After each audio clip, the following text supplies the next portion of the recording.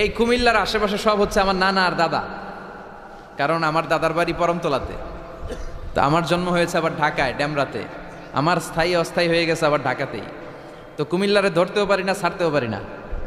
দাদার বাড়ি, নানার বাড়ি, সব নানাদের জায়গা, একটা প্রাণের জায়গা। কুমিল্লার মানুষ খুবই ধর্মপ্রাণ, ধর্মভীরু। আল্লাহ তুমি কবুল করো। আমরা এখানে যেমনি একত্রিত হয়ে বসতে পেরেছি, জান্নাতেও যেন একসাথে এমনি থাকতে পারি। আল্লাহ তুমি তৌফিক দাও। আসেন আমরা আল্লাহর নামের 3টা তাকবীর দেব। রাব্বাকা ফাকাব্বির, glorify the name of your lord. তোমার রবের নামের বড়ত্বের ঘোষণা দাও। ভাগাভাগি করে দেব, কি বলেন? প্রথমে বিবাহিতরা দিবেন, তারপরে অবিবাহিতরা দিবেন, তারপরে সবাই মিলে দিবেন। কেন এরকম দেয় মিজানুর রহমান আজহারী? কেন দেয়? দেয় আপনাদেরকে একটু চাঙ্গা করে তুলবার জন্য। অন্য কোনো সিগনিফিকেন্স এখানে নাই। একটু চাঙ্গা হয়ে উঠবেন সবাই। আল্লাহর নামের তাকবীর দিলে একটা ইমানি ঝাল চলে আসে দেহের মধ্যে, ঠিক কি না? এই আল্লাহু আকবারটা আপনাদের কাছে যত ভালো লাগে, ইসলামের বিপক্ষের শক্তিদের কাছে তত ভয় লাগে। ওরা এটা সহ্যই করতে পারে না। আল্লাহু আকবার শুনলে ওদের থরথরানি, ধুকধুকানি বেড়ে যায়। এজন্য আমরা ইসলামের পক্ষের শক্তি যারা আছে, আমরা সবসময় একজনের নামে স্লোগান দেই, তিনি কে? তো প্রথমে যারা বিবাহিত আছেন তারা পড়বেন তাকবীর, এরপরে অবিবাহিতরা, এরপরে সবাই মিলে। শুরুতে বিবাহিতরা রেডি হন। বিবাহিত কারা কারা আসছেন দেখি তো একটু। অনেক আসছে, আলহামদুলিল্লাহ আলহামদুলিল্লাহ। হাত নামান। অবিবাহিত কারা কারা আসছো দেখি। এই যে 2 হাত করে তুলতেছে, এরা সবসময় সংখ্যা বাড়াতে চায় আর 2 হাত করে তোলে। দেখা যাবে দেবিদ্দারের বিবাহিতদের পারফরমেন্স ভালো হয় না অবিবাহিতদের। শুরুতে বিবাহিত ভাইরা রেডি হন। আমি পড়বো লিল্লাহে তাকবীর, আপনারা পড়বেন আল্লাহু আকবার। শুরুতে বিবাহিতরা রেডি, তাকবীর পড়েন। বিবাহিতরা পড়েন লিল্লাহে তাকবীর। মাশাআল্লাহ তাবারাকাল্লাহ। এবার অবিবাহিতদের পালা। অবিবাহিতরা কাশি দিয়ে গলা ঠিক করে নিতেছে। অবিবাহিতরা রেডি? দেখি তোমাদের পারফরমেন্স কেমন হয়। পড়ো লিল্লাহে তাকবীর। মাশাআল্লাহ, এদের পারফরমেন্স ভয়ঙ্কর, ইমানি চেতনায় উদ্বুদ্ধ। আল্লাহ এই প্রাণ ঢালা উচ্ছ্বাসগুলোকে তুমি ইসলামের খাতিরে কবুল করে নাও। এবার আমরা সবাই মিলে 3 তাকবীর। কয় তাকবীর? এক একটা তাকবীরে যাতে এই প্যান্ডেল কেঁপে ওঠে। পারা যাবে মুসলমান? পড়েন লিল্লাহে তাকবীর, লিল্লাহে তাকবীর, লিল্লাহে তাকবীর। আল্লাহ তুমি কবুল করো। আসেন আমরা সরাসরি মহাবিশ্বয় মহাগ্রন্থ আল কোরআন আল কারীম থেকে কথা শুনি। আমি আপনাদের খেদমতে আমার খুতবার শুরুতে সূরাতু আল মুলকের একটি আয়াত তেলাওয়াত করেছি। এই আয়াতের আলোকে এই সূরাটিতে আল্লাহ তাআলা আমাদেরকে কি শিখাতে চাইলেন, জানাতে চাইলেন, কি মেসেজ দিতে চাইলেন, এগুলো আমরা নেয়ার চেষ্টা করব এবং নিয়ে আমরা যেন খেয়াল রাখতে পারি মাহফিলগুলো যেন শুধু শো ডাউন আর শো অফ না হয়। যেটাই শুনি কোরআনের যেখান থেকেই শুনেন বরকত আছে না নাই? যখন কোরআন শুনবেন রহমতের বাড়িধারা নাজিল করবে কে? একটা অক্ষর তেলাওয়াত করলে 10টা নেকি দিবে কে?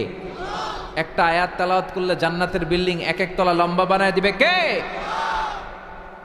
ইকরা ওয়ারতাকি ওয়ারাতিল কামা কুনতা তুরাতিলু ফিদ দুনিয়া ফাইন্না মানজিলাতাকা ফি আখিরি আয়াতিন তাকরাউহা। একটা আয়াত পড়ো আর জান্নাতের বিল্ডিং 1 তলা করে লম্বা করো। বড় বিল্ডিং হচ্ছে বুর্জ আল খলিফা। এটার কত লম্বা? খুব সম্ভবত 163 তলা লম্বা। আর দুনিয়াতে যারা কোরআন পড়ে আপনারা জান্নাতে হাজির হবেন, আপনাদের বিল্ডিংগুলো হবে কয়েক কোটি তলা লম্বা। যত আয়াত পড়ছেন তত আয়াত লম্বা। সারা জীবনে যদি 2 লক্ষ আয়াত পড়া হয়ে থাকে আপনার জান্নাতের বিল্ডিং হবে 2 লক্ষ তলা। আল্লাহ বলবেন পড় আর বিল্ডিং লম্বা কর। কি রহমতের কোরআন! পড়লে সওয়াব, ধরলে সওয়াব, শুনলে সওয়াব, তেলাওয়াত করলেও সওয়াব। এজন্য এই কিতাবটার সাথে যেন আমরা সম্পর্ক বাড়াই। Attachment, how to increase the attachment with the holy Quran. কোরআনের সাথে আমাদের সম্পর্ক আমরা কিভাবে বাড়াতে পারি? প্রতিদিন তেলাওয়াত করতে হবে, আবৃত্তি করা জানতে হবে সহি শুদ্ধভাবে। মুসলমানদের অবস্থা এমন হয়েছে, বিশ্বের সবচাইতে নন্দিত এই কিতাবটা একটু তেলাওয়াত করবার সময়টুকু আমাদের হয় না। ব্যস্ত, we are leading very super busy life. খুব ব্যস্ত আমরা, কোরআন পড়ার সময় নাই। প্রতিদিন যেন একটু তেলাওয়াত করি। রাজি আছেন তো দেবিদ্দারের ভাইয়েরা? প্রতিদিন একটু একটু তেলাওয়াত করা যাবে? আরেকটা কথা সব জায়গায় আমি বলি, মাতৃভাষায় এই কোরআনটাকে আপনাদের জানতে হবে। You have to know the holy Quran, the messages of the holy Quran in your own mother tongue, in your own language, আপনার নিজ ভাষায়। আমাদের ভাষা কি? কথা বলেন বাংলা। এই বাংলা ভাষায় যেন আমরা কোরআন পড়ি, কোরআন শিখি। কোরআন আল্লাহ কি জানাতে চাইলেন, কি শিখাতে চাইলেন, বাংলা ভাষায় যেন আমরা এটা শিখি, আত্মস্থ করার চেষ্টা করি। দেখবেন মসজিদুল হারামে শায়েখরা যখন নামাজ পড়ায়, শাইখ আব্দুর রহমান সুদাইস, উনি যখন আযাবের আয়াত পড়ে উনি কাঁদে, কাঁদে না? আবার মুসল্লিরাও পেছন থেকে কাঁদে। এর কারণ উনিও আযাবের অর্থ বুঝে, মুসল্লিরাও অর্থ বুঝে। আমাদের তারাবির নামাজে, এত মসজিদে তারাবি পড়লাম বাংলাদেশে, কোনোদিন কোনো তারাবির নামাজে মুসল্লি আর ইমাম সাহেবের কাঁদতে দেখছেন? কথা কন, কেন কান্দে না? বুঝে নাই কোন দিক দিয়ে আযাব গেল, কোন দিক দিয়ে গজব গেল, কোন দিক দিয়ে জাহান্নাম গেল, কোন দিক দিয়ে ফেরাউন আসলো, কোন দিক দিয়ে ইউসুফ জুলেখার কাহিনী গেল, একটাও বোঝা যায়? কথা বলেন, বোঝা যায় না। ইমাম সাহেবও বোঝে না, আমরাও বুঝি না, কেউ বুঝে না, অর্থ বুঝি না, তাই আমাদের হৃদয়ে টাচ করে না। দেখবেন ওরা আযাবের আয়াত পড়লে কাঁদে, রহমত আর জান্নাতের আয়াত পড়লে ওদের হৃদয়টা ঠান্ডা হয়ে যায়। এর জন্য সালাতে আপনি কি পড়ছেন এটা বুঝতে হবে, সালাতে আপনি কি তেলাওয়াত করতেছেন বুঝতে হবে। আজীবন পড়লেন সামি আল্লাহু লিমান হামিদা, অর্থ কি অনেকেই জানে না, আছে না নাই? এজন্য মাতৃভাষায় কোরআন জানতে হবে, কোরআন তেলাওয়াত মনোযোগ দিয়ে শুনতে হবে, কোরআন পড়তে হবে, পড়ায় দিতে হবে। আপনি কাউকে যদি সূরাতুল ফাতিহাটা শুধু শিখায় দেন, সে সারা জীবন যতবার সূরা ফাতিহা তেলাওয়াত করবে তার একটা পার্সেন্টেজ সওয়াব আপনার আমলনামায় আছে না নাই? এজন্য কোরআনের আবৃত্তি শিখা, কোরআনের অর্থ জানা মাতৃভাষায়, নিজে কোরআন পড়া, অন্যকে পড়ায় দেওয়া, এবং কোরআনের আন্দোলন করা দরকার আছে না নাই? সবসময় কোরআনের পক্ষে থাকার দরকার আছে না নাই? আল্লাহ তুমি আমাদেরকে সহি সমাজ দান করো। তাই আমরা যখনই কোরআনের কথা শুনবো নিজেদেরকে পরিবর্তনের জন্য শুনবো, ঠিক কিনা? আমার আখিরাতটাকে সুন্দর করার জন্য শুনবো। আমাদের তাফসির মাহফিলগুলো হয়ে গেছে এখন শোডাউন, অনেক লোক জড়ো হইতে হবে, স্লোগান হইতে হবে, এগুলো আছে না নাই? আমাদেরকেও বেঁধে দেয় অনেক জায়গায়, হুজুর আপনার কিন্তু আজকে মাহফিল কাঁপাইতে হবে। কি বলে? কাঁপাইতে হবে। কিন্তু অনেক জায়গায় বলে হুজুর আপনার জমাইতে হবে। কি বলে? জমাইতে হবে। আবার অনেক জায়গায় বলে হুজুর আপনার কিন্তু মাহফিলটা ধরে রাখতে হবে। কি করতে হবে? তো কোথাও আমাদের কাঁপাইতে হয়, কোথাও আমাদের জমাইতে হয়, আবার কোথাও মাহফিল ধরে রাখতে হয়। কথা বুঝতে পেরেছেন? তো এই মাহফিল কাঁপানো, জমানো, ধরে রাখা, এই টেন্ডেন্সি থেকে আসেন, বেরোয় আসি। We have to make a change. আপনাকে চেঞ্জ আনতে হবে, পরিবর্তন। বিশ্বনবী পৃথিবীতে এসেছেন পরিবর্তনের জন্য। তিনি কোনো জায়গায় খারাপ কিছু দেখলেই পরিবর্তন করে দিতেন। এক সাহাবাকে জিজ্ঞেস করলেন কি নাম? মাসমুক। সে বলে ইসমি হাজান, আমার নাম হলো হাজান। হাজান মানে দুশ্চিন্তা। হাজান মানে? বিশ্বনবী বললেন হাজান কারো নাম হতে পারে? দুশ্চিন্তা এটা একটা নাম হইল? বিশ্বনবী বললেন তোমার নাম আজকে থেকে হাজান নয়, আজকে থেকে তোমার নাম সাহাল। কি নাম? সাহাল মানে সহজ। সাহাল মানে? সে বলে না ইয়া রাসূলুল্লাহ, আমার বাপ চাচা নাম রাখছে হাজান, এটা আমি ছাড়বো না। বিষ্ণু বললেন না, আসলে যাও। তো সে বাড়িতে চলে গেল। যাওয়ার পর থেকে ওই যে দুশ্চিন্তা তার আর পিছু ছাড়ে না। তার ব্যবসায় লস, তার চাকরিতে লস, ওর পেটে ব্যথা, ওর মাথায় ব্যথা, ওর জ্বর, ওর মেয়ে কান্দে, ওর বউ দৌড়ায়, ওর পোলায় কয় আমি মরুম। কষ্ট আর জ্বালা ছাড়েই না। সবাই বলে ওই যে বিশ্বনবী তোমার একটা সুন্দর নাম দিয়েছিল, আনো নাই, এর বদদোয়া লাগছে, যাও নবীর কাছে মাফ চেয়ে নামটা চেঞ্জ করে আনো। হাজান ফিরে গেল বিশ্বনবীর কাছে, যে বলে ইয়া রাসূলুল্লাহ আমার হাজান নামের দরকার নাই, গোষ্ঠী কিলাই হাজান, আপনি কি নাম কইছিলেন ওটা কোন? আবার বিশ্বনবী বলে আমি বলছিলাম আন্তা সাহাল। সাহাল মানে সহজ। সাহাল মানে? বিশ্বনবীর কাছ থেকে নাম চেঞ্জ করে সাহাল নিয়ে আসলো। সাহাল বলে যেদিন থেকে আমি নাম চেঞ্জ করেছি ওই দিন থেকে আমার জীবনের সব কাজগুলো সহজ করে দিয়েছে। কে? কি নবী ছিলেন? খালি চেঞ্জ করে দিতেন, চেঞ্জ করে দিতেন। এক নারীকে জিজ্ঞেস করলেন মাসমুকি, হোয়াটস ইউর নেম? সে বলে আমার নাম আসিয়া। আসিয়া মানে অবাধ্য। বিশ্বনবী বলেন এটা একটা নাম হইল? তোমার নাম আজকে থেকে জামিলা। জামিলা মানে সুন্দরী, বিউটিফুল লেডি। জামিলা মানে সুন্দরী।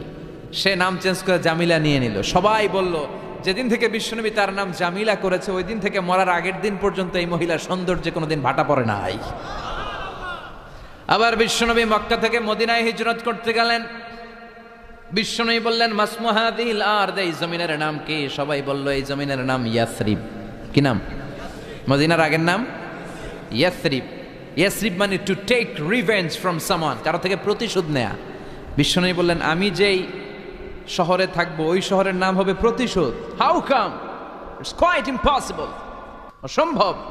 আমি রহমতের নবী, ওমা আরসালনাকা ইল্লা I have sent you as a mercy for the entire universe. ও নবী, আমি আপনাকে গোটা বিশ্বের জন্য রহমত করে পাঠিয়েছি। রহমতের নবী যেই শহরে থাকবে ওই শহরের নাম প্রতিশোধের শহর না। আজকে থেকে এই শহরের নাম তবা কিংবা তৈবা, পবিত্র শহর। পরবর্তীতে এই শহরের নাম করা হলো মদিনাতুর রাসূল, মদিনাতুন নবী। সুবহানাল্লাহ পড়েন। আবার বিশ্বনবী আরেক এলাকায় সফরে গেলেন, বললেন মাসমু হাযিহিল আরদ, এই এলাকার নাম কি? সবাই বলে গাদিরা। কি বলে? গাদিরা। গাদিরা মানে আরদুন লা শাজারা ফিহি ওয়ালা নাবাত, এমন শহর যেই শহরে কোনো গাছ পালা লতা পাতা ঘাস জন্মায় না। বিশ্বনবী বললেন এটা একটা নাম রাখছো তোমরা গাদিরা। এই গদিরা নামের কারণেই তো এলাকায় কোনো গাছপালা হয় না, ওই এলাকায় কোনো গাছ হবে না। বিশ্বনবী বললেন মিনাল ইয়াউম, আজকে থেকে এই এলাকার নাম গাদিরা নয়, আজকে থেকে এই এলাকার নাম আমি চেঞ্জ করে দিলাম খাদেরা। খাদেরা মানে সবুজ। খাদেরা মানে কি? বিশ্বনবী নাম চেঞ্জ করে দেওয়ার সাথে সাথে ওই এলাকায় ঘাস লতা পাতায় সবুজ শ্যামল হয়ে গেল। এজন্য পরিবর্তন লাগবে। We have to make a change. পরিবর্তন লাগবে। এই লোক দেখানো মানসিকতা থেকে আমাদের বেরিয়ে আসতে হবে। মাহফিল কাঁপানো, মাহফিল জমানো, মাহফিল ধরে রাখা, এগুলো আর কোনোদিন বলবেন? বলবেন? সব হবে আমাদের একজনের খুশির জন্য। তিনি কে? চিল্লায় বলেন। তোমার আর তোমার আল্লাহর মধ্যে এমন কোনো গোপন বিষয় আছে নাকি যেটা আল্লাহ ছাড়া কেউ জানে না? তোমার জীবনে এমন কোনো গোপন দান আছে নাকি যেটা আল্লাহ ছাড়া কেউ দেখেনি? আমরা এখন দেখায় দেখায় দান করতে চাই, আছে না নাই? অমুক সমাজপতি শিল্পপতি 2 লক্ষ টাকা বলেন মারহাবা, আছে না নাই? লোক দেখানো দান। এটা মিজানের পাল্লায় উঠালে কোনো ওজন হবে না।